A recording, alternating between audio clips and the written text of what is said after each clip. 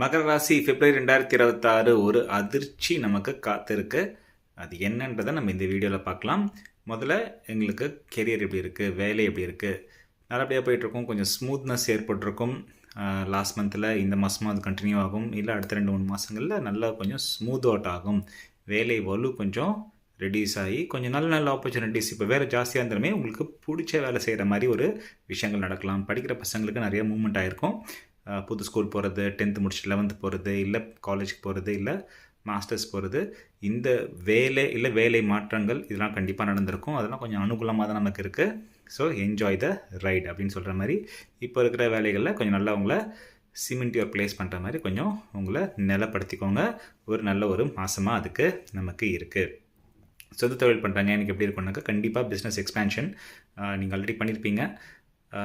பெரிய பிஸ்னஸ் பிளான்ஸோடு இருந்தாலும் கொஞ்சம் 2-3 மாதம் வெயிட் பண்ணுங்கள். அடுத்த குரு பயிற்சி வரைக்கும் வெயிட் பண்ணிங்கன்னா, மே மாதம் வரைக்கும் வெயிட் பண்ணிங்கன்னா இனிமேல் கொஞ்சம் டைம் நமக்கு நல்லா இருக்குது. பட் ஆல்ரெடி எக்ஸ்பேண்ட் பண்ண பிஸ்னஸ்க்கெலாம் புது ஸ்ட்ரீம்ஸ் ஆஃப் இன்கம்லேருந்து எல்லாமே வரதுக்கான நேரம் கண்டிப்பாகவே இருக்குது. ஷேர் போட்டிருக்கேன், திடீர் வருமானம் வருமா, இல்லை எனக்கு அதிர்ஷ்டம் வருமானா, கண்டிப்பாக அதிர்ஷ்டம் வரும், திடீர் வருமானங்கள் ஏற்படும்.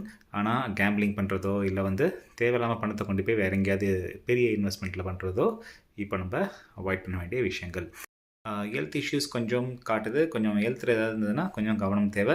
எஸ்பெஷலி பிளட் ப்ரெஷர் ஜாஸ்தியாக இருக்கிறவங்க, டயபெட்டிஸ் இருக்கிறவங்க, குரு செவ்வாய் காம்பினேஷன், கொஞ்சம் ஹெட்டேக் இல்லை மைக்ரேன் அடிக்கடி வரக்கூடிய நிலைமையில் நமக்கு ஹெல்த் இருக்குது. ஸோ ஹெல்த் இஷ்யூஸை கண்டிப்பாக நம்ம செக் அவுட் பண்ணணும். கோவம் நிறையா காட்டுது, கோவத்தை கண்டிப்பாக கண்ட்ரோல் பண்ணணும். மகர ராசி கோவம் நமக்கு நல்ல விஷயங்களை நல்ல பலன்களை கொடுக்காது. கண்டிப்பாக கடைசி 5 வருஷமாக நமக்கு அனுகூலமாக எதுவும் நடக்கலை. ஆனால் அதுக்குன்னு நம்ம கோவத்தை இன்டர்னலைஸ் பண்ணுறது இல்லை மற்றவங்க மேலே காட்டுறது கண்டிப்பாக அவாய்ட் பண்ண வேண்டிய ஒரு விஷயம்.